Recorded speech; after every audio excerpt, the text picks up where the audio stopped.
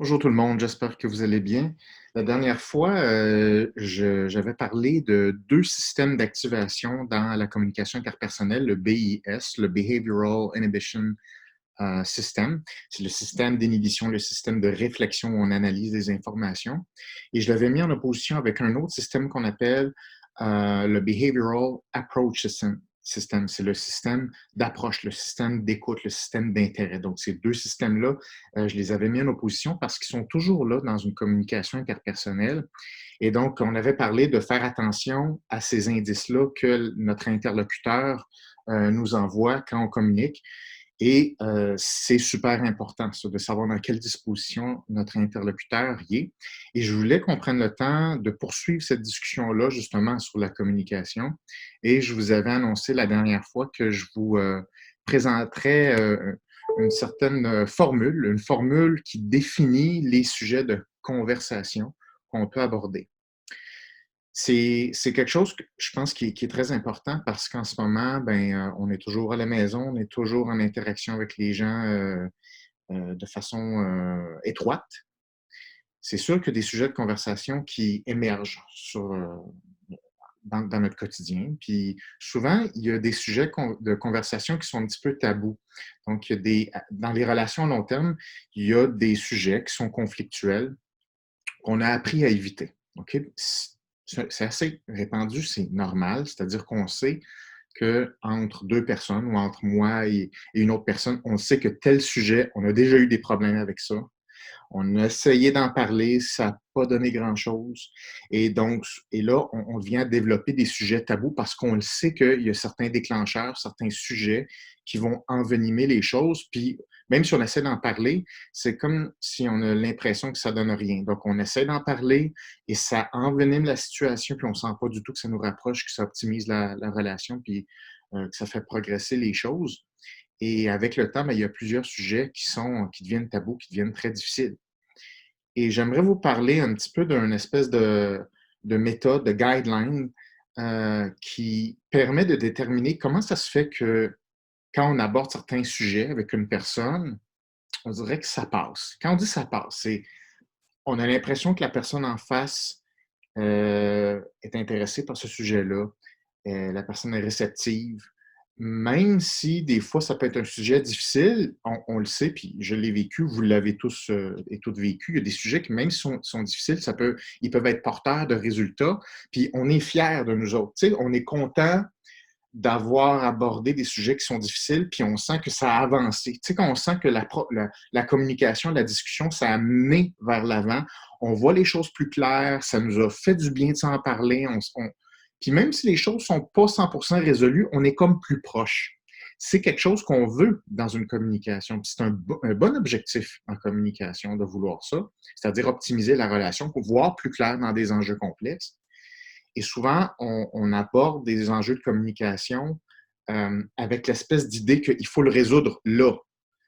Je comprends, puis c'est correct à quelque part de vouloir résoudre un enjeu, mais les enjeux complexes se résolvent rarement en une seule discussion. Donc souvent, il y a des discussions qui vont demander plusieurs tours ou plusieurs conversations. Mais là, la question, c'est est-ce qu'on sent que le sujet, même si on n'a pas trouvé 100% des solutions, est-ce que c'est un sujet qui va avoir progresser d'une conversation à l'autre? Donc, est-ce qu'il y a un mouvement vers l'avant? C'est très important, cette notion-là de mouvement. Quand je parlais du système d'approche dans l'autre vidéo, le système d'intérêt, le système d'énergie, le système qui nous donne le goût d'avancer vers ce sujet-là, qui nous rend intéressés, qui fait en sorte on est une bonne équipe lorsqu'on parle d'un sujet qui peut être difficile. Alors, c'est déterminé par une interaction entre le niveau de relation et la difficulté du sujet.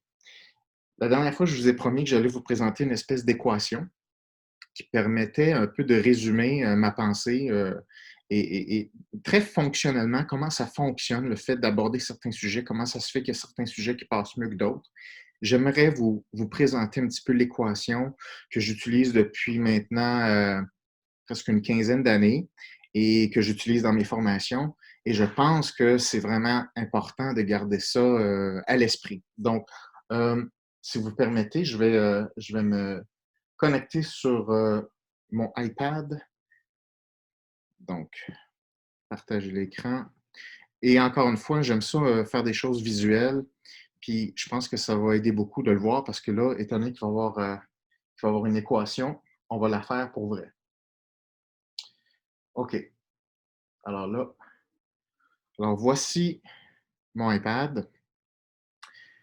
Bon, il faut comprendre qu'il y a une interaction entre la relation et la difficulté émotionnelle d'un sujet, particulièrement l'anxiété. Je vous présente un petit peu l'équation qui permet de déterminer si la conversation va avoir un aspect dynamique, un aspect mobilisateur qui va permettre d'aller vers l'avant. Donc, l'aspect dynamique d'une communication va être en fonction de l'anxiété du sujet de conversation, d'accord, sur la fluctuation relationnelle, c'est-à-dire la relation qu'on a, la relation interpersonnelle, dans le moment présent, c'est-à-dire en ce moment, pas en général. Donc, ce que ça veut dire, c'est, dépendamment de l'équilibre entre l'anxiété du sujet de conversation qu'on a le goût d'aborder avec la personne, va être en interaction avec le niveau de la relation avec cette personne-là dans l'instant présent, le moment présent. Et ça, ce que ça veut dire que lorsqu'on veut faire une stratégie de communication avec une personne, vous voulez aborder un sujet X, OK, avec une personne, il faut être capable de savoir quelle est la force ou la puissance anxieuse reliée à ce sujet-là, d'une part. Donc, il faut évaluer ça. Je vais vous montrer un petit peu comment. Après ça, il faut évaluer quelle est la qualité de la relation dans l'instant présent. Ça veut dire, est-ce qu'on se sent bien ensemble? Est-ce que j'ai le goût de lui parler? Est-ce que cette personne-là, elle a une crédibilité pour moi? Est-ce que je sens qu'elle veut mon bien? Comme est-ce qu'elle se sent de la même façon envers moi? Donc, la qualité de la relation doit être évaluée et tout ça dans l'instant présent. OK? Donc, je vais vous donner un exemple un petit peu plus concret. On va mettre des chiffres là-dessus. Je remets en plus petit la même équation. Donc, le dynamisme, c'est-à-dire la capacité à aller vers l'avant dans une communication, va être en fonction de l'anxiété du sujet. Oups. Je fais souvent des erreurs quand j'écris sur l'iPad. L'anxiété du sujet sur la relation, sur le moment présent. Alors, qu'est-ce que ça veut dire? Mettons qu'on met ça en chiffres comme exercice, OK? Mettons qu'un sujet de conversation, je veux parler d'un sujet X, je sais que c'est un sujet qui est assez difficile, OK? Un certain niveau de difficulté. Comment je sais ça? Bon, ça, c'est avec la pratique, OK? Parce qu'il n'y a pas d'échelle, n'est-ce pas? Il n'y a pas de compteur qui permet d'évaluer le niveau exact de difficulté d'un sujet ou la masse anxieuse relative à un sujet. Mais avec la pratique, on est capable de l'évaluer. Mais je vous donne quand même un exemple. On va mettre ça comme en livre, comme si c'était un poids, OK? Donc, par exemple, un sujet de conversation pèse, on va donner cet exemple-là, 100 livres, OK? Ça pèse 100 livres. Ça, c'est la masse de l'anxiété, la force d'anxiété de ce sujet-là. Alors, je dois l'évaluer. Après ça, la relation avec la personne. Est-ce que c'est avec cette personne-là, comment je me sens? Quel est le niveau de la relation? Si, par exemple, le niveau de la relation est 200 livres, OK? J'estime que la puissance, la force de la relation est 200. Et tout ça, je l'évalue dans le moment présent. Ça ne change jamais. C'est toujours here and now, immédiatement. Si le sujet de conversation est plus petit que la force de la relation, ça veut dire que la relation est suffisamment forte pour soutenir un sujet de cette masse d'anxiété-là. Donc, ça veut dire que l'équation balance dans l'instant présent. C'est ça que ça veut dire. Ça veut dire qu'ensemble, on a suffisamment de relations, donc la force qui nous permet d'avancer, elle est supérieure à la force qui nous garde stagnants, c'est-à-dire l'anxiété relative au sujet de conversation. Donc ça veut dire que si j'ai une relation avec une personne qui pèse 200 livres, puis je vais aborder quelque chose qui pèse 100 livres, globalement, la personne, ou même moi, on va être plus facilement en système d'approche. C'est un système dynamique d'intérêt. C'est ça que ça veut dire. Donc ça veut dire que si on va aborder ce sujet-là avec la personne, ça ne veut pas dire qu'elle va ressentir zéro émotion. Par contre, le système d'approche va être supérieur au système d'inhibition, le système de recul, le système de refus d'information. Ça veut dire que dans ce contexte-là, l'équation balance. OK? Ça s'annonce pour une conversation qui va bien passer. On va aborder quelque chose de 100 livres, par exemple l'anxiété, avec une personne avec qui on se sent bien, 200 livres. Donc, on le sent. On le sent que ça va bien passer. On a un indice, on a une intuition pour ça. Ça, c'est un scénario. Je vous donne un scénario différent. On change les chiffres un petit peu. Maintenant, le sujet de conversation, je vais l'avoir. Le sujet de conversation ne pèse pas 100 livres. Il pèse 500 livres. Un sujet beaucoup plus lourd. Donc, ça veut dire qu'il est beaucoup plus anxieux. Il est beaucoup plus stressant, ce sujet-là de conversation. Après ça, j'évalue la relation. Avec cette personne-là, par exemple, on n'a jamais été, par exemple, très, très proche ou en ce moment, parce qu'on est toujours dans le moment présent, en ce moment, ça va moyennement bien avec cette personne-là. Alors, j'évalue la relation comme étant 100 livres. Alors, lorsque la relation est inférieure à la force anxieuse du sujet, on n'est plus en équilibre dans notre équation. Ça veut dire que notre interlocuteur va avoir tendance à être plus facilement sur le Behavioral Inhibition System. Ça veut dire le système d'inhibition comportementale, donc beaucoup plus anxieuse, beaucoup plus fermée à la conversation. Lorsqu'on est dans un ratio comme ça, c'est-à-dire le sujet de conversation est beaucoup plus lourd que la force de la relation, vous allez le sentir. On va le sentir qu'on ne sait pas trop comment aborder ça. Il faut comme un petit peu prendre des petits détours, on marche sur des œufs, c'est difficile. Souvent, quand on est dans un ratio comme ça, vous allez avoir peur même d'aborder le sujet de conversation. Ça, c'est un indice qu'on n'est pas dans une espèce d'équilibre optimal pour aborder un sujet qui pèse 500 livres. Ce que les gens vont faire, les gens typiquement vont faire « ça va être difficile à dire, je ne sais pas si je suis obligé de le dire comme ça ». Donc là, ce qu'on essaie de faire, et je ne dis pas que c'est la bonne chose, on essaie de trafiquer le sujet de conversation. On essaie de le couper en morceaux, puis on essaie de le présenter pour que ça passe. On essaie de faire en sorte que juste comme d'y aller progressivement. Le problème, c'est que les deux cerveaux le savent, ça. Les deux cerveaux, même l'interlocuteur, a une certaine idée où est-ce qu'on s'en va. Et même quand on essaie de contourner un sujet de 500 livres, on le sent qu'on s'en va là, parce qu'en plus, les sujets les plus lourds, ce sont les sujets qui sont récurrents, les sujets chroniques, donc qui ont été déjà précontaminés, ce qui augmente la puissance de l'anxiété du sujet et qui a tendance à écraser la force de la relation. Alors, là, la question, c'est OK, qu'est-ce qu'il faut faire? Ce qu'il faut faire, c'est, je reprends toujours un sujet qui est assez difficile, mettons 500 livres, et on est toujours dans le moment présent. Ce qu'il faut faire, c'est pas essayer de couper dans le sujet de conversation. C'est pas essayer de marcher sur des œufs. La première priorité, c'est qu'il faut augmenter la relation. C'est-à-dire, si on sent que la relation, dans l'instant présent, n'est pas assez élevée, la première stratégie, c'est qu'il faut faire augmenter la relation dans l'instant présent. Ça veut dire qu'il faut absolument faire passer la relation de 100 à, je vais mettre un chiffre comme ça, à au moins 600. Okay? Juste pour que la relation soit supérieure au sujet de conversation. Plus on sent que la relation, elle est forte avec une personne, plus cette relation-là, elle est capable de supporter un sujet qui est difficile.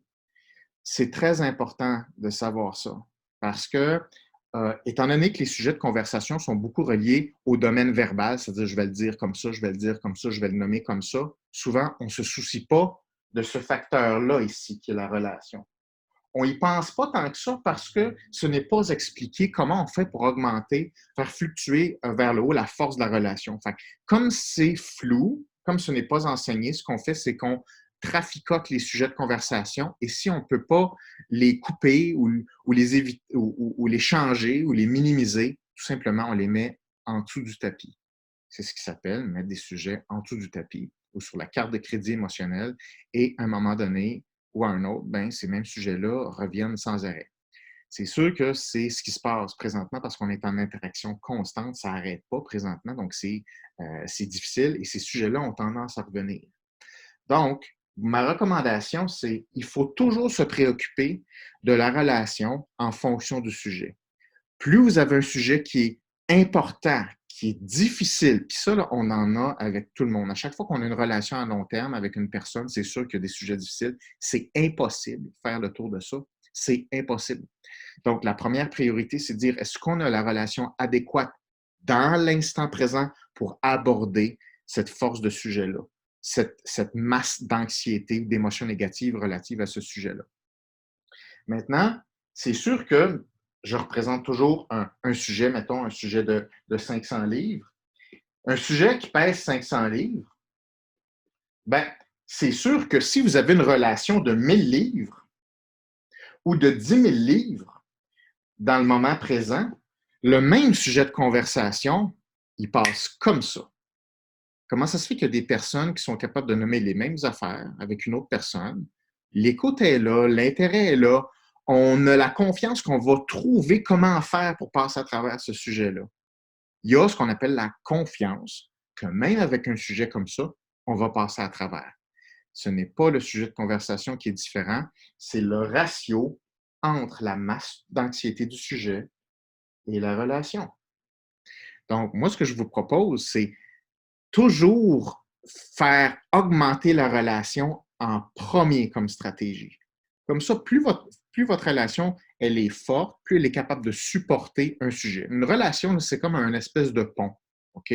On veut que le pont ou une autoroute soit assez solide pour être capable de supporter une cargaison. OK? Vous voyez ça comme un pont là, entre deux falaises. On veut faire passer une grosse cargaison qui est lourde, qui est très importante, qui est un gros sujet potentiellement anxieux.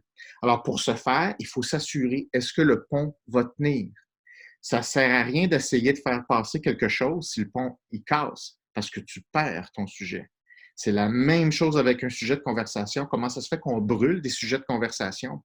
C'est que la relation n'est pas capable de le soutenir, elle casse et le sujet devient tabou et on perd confiance dans la relation. Donc, moi, je suis en désaccord avec le fait de tout se dire n'importe quand, n'importe comment. Non, c'est pas vrai qu'il faut tout se dire n'importe quand.